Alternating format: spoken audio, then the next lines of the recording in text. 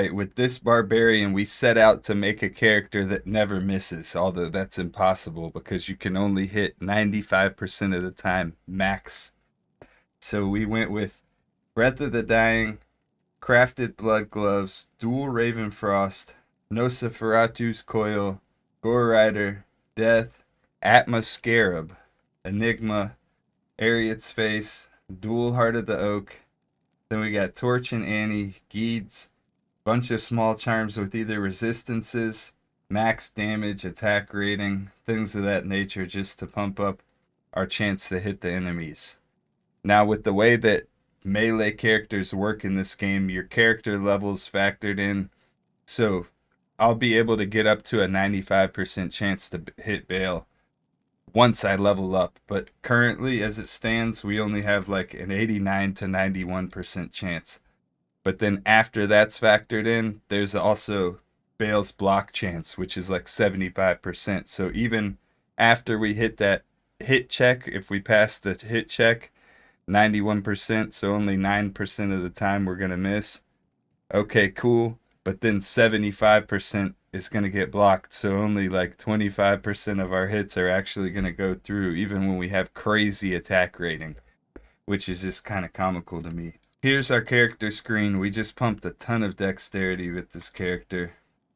Here's our mercenary, before I forget. Faith Bow, Fortitude, and Cure.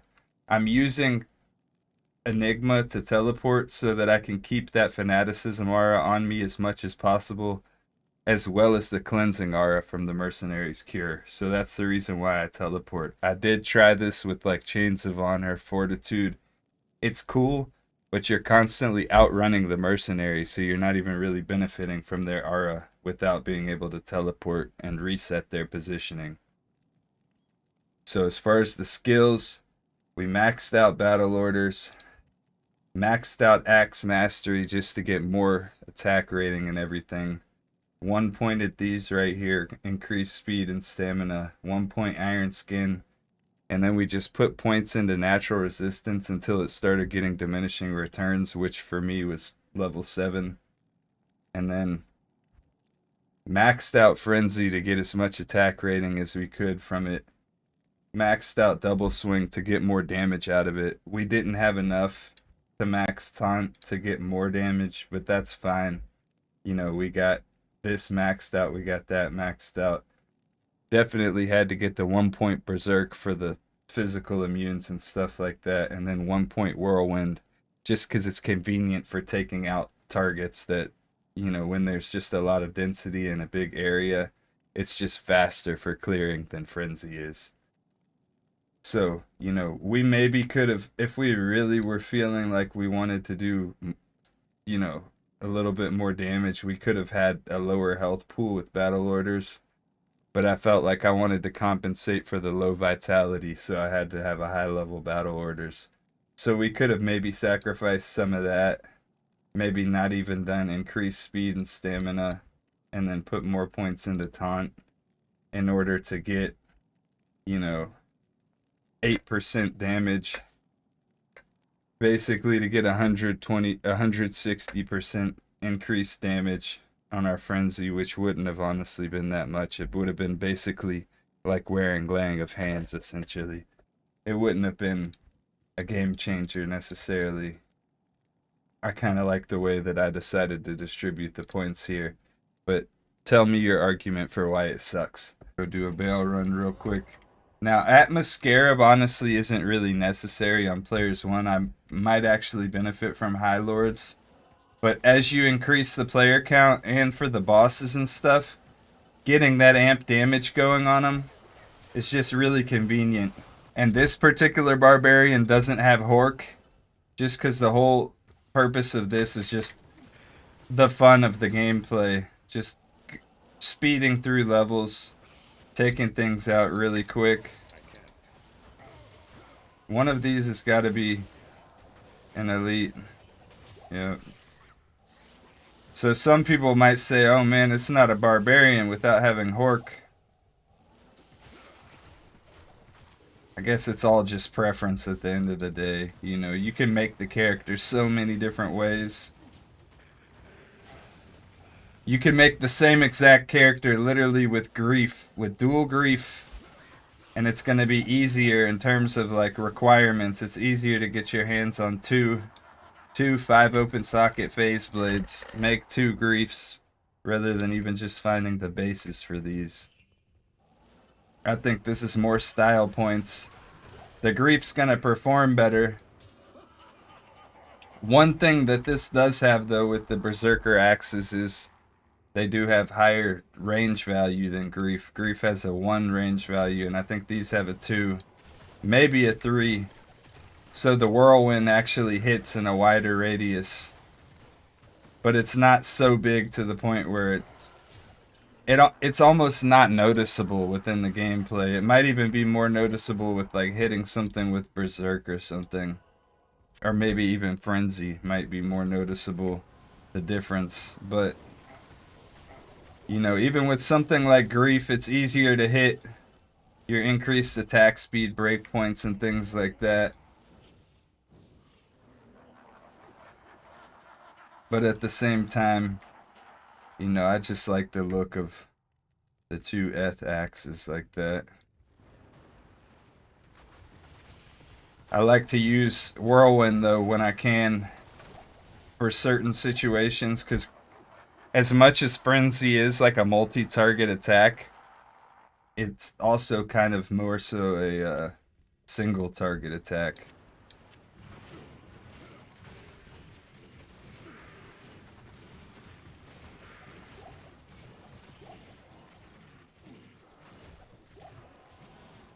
Frenzy really sometimes feels like it suffers when you have like a physical immune in the middle of a pack, because it almost feels like he's absorbing all your hits and you're not doing damage to the other enemies.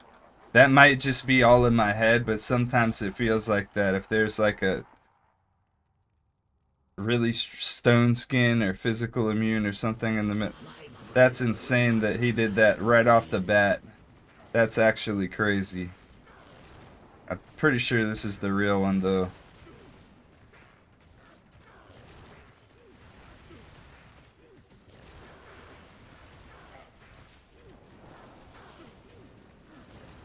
I don't think I've ever seen Bale do that though, right off the bat that quickly.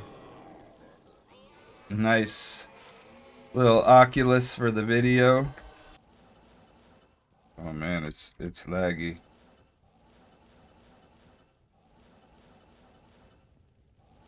And it's empty too.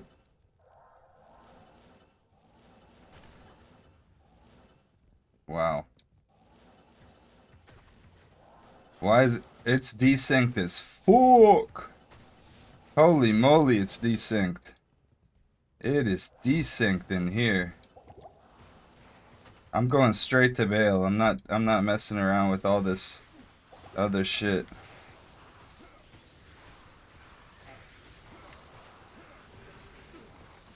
So what is this? Player 6. So we're in here. Player count is 6, I believe.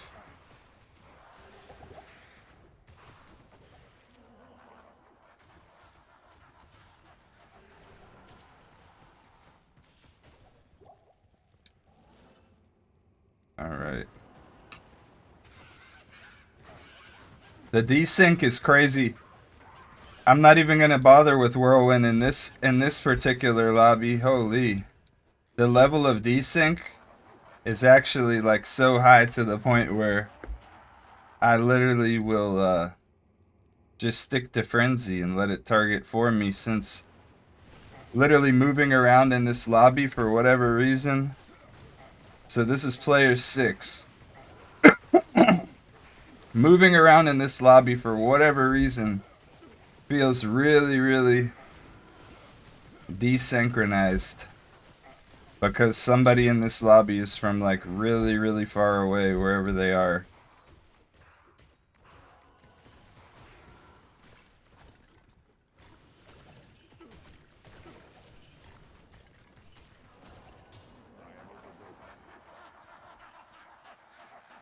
So I mean, the enemy health pool is just bigger. You know, we're still cutting through them, not having too much trouble with them.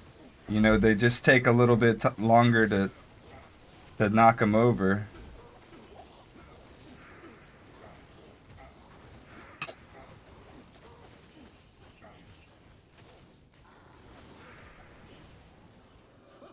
Look at that desync, though. God. That's why, like, when I'm playing online like this, I really don't bother going and trying to get in other lobbies with other players. It makes the game feel like shit. I kind of wish we had a players count option for online so that I could just increase the difficulty for myself without having to go into a random match where my connection possibly suffers. You know, I know it's not every single match, but I mean, you know, it is what it is. Look at that. Like, even just picking up an item, identifying an item, like, that's why I don't magic find with other players. I don't want to see some crazy high rune hit the ground and then somebody else picks it up because my character's not responding fast enough when I press buttons. Okay, we got a stone skin. I need to just get some of these out from around me.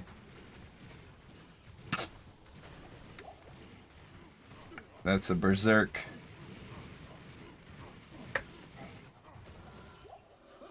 So, I mean, I think that this should prove that this is capable of doing Players 8. I mean, with all this gear that it has, it should be capable of doing Players 8. And it can do it in a really, really desynced lobby, so there's that.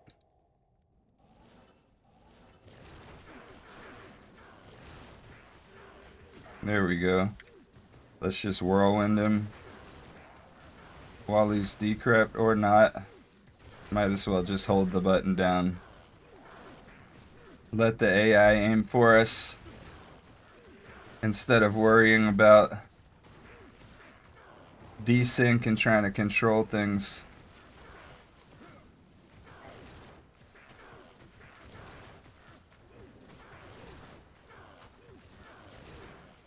So, I mean, of course, this is not a caster character. This is a melee character. We're gonna see what my chance to hit and everything like that is after this. Of course, he drops nothing good for me once again. Look at that little delay before the item picks up. So we got 89% chance to hit Bale. 89%. And then if we were to go over here, keep in mind that's player 6. 89% chance to hit Bale. We swap this out and we throw dual angelics on. Even with 49,000 attack rating, 91% chance to hit Bale. I imagine it'll go up by maybe like a percent or two per character level that I get on this character. But that's kind of crazy. And then after that 91%, I think that's when Bale's chance to block factors in. So that's not even really truly 91%. It's like 91%. And then after that, okay, you passed the 91% check. Now there's a 75% chance that he's just going to block that shit anyways. Gonna be trying to finish my grail. I got 5 items left: Zod Rune, Astrion's, Earth Shifter, Tyrael's Might, and Mengsong's Lesson. So I gotta finish that up, gotta keep farming, maybe do some magic finding videos in the future, maybe some more build videos if I come up with whatever random ideas. Whatever the case, hope you all have a great day. Oh yeah, let me know just for Players 1 if you think High Lords is just better than Atmoscarab for this same exact build. Hell, it might even be better on higher player counts too, just having always higher increased attack speed, always having higher deadly strike and everything, especially since I'm using Ariat's Face and I'm not using G-Face. So let me know what your thoughts are about that. Should I just throw on High Lords?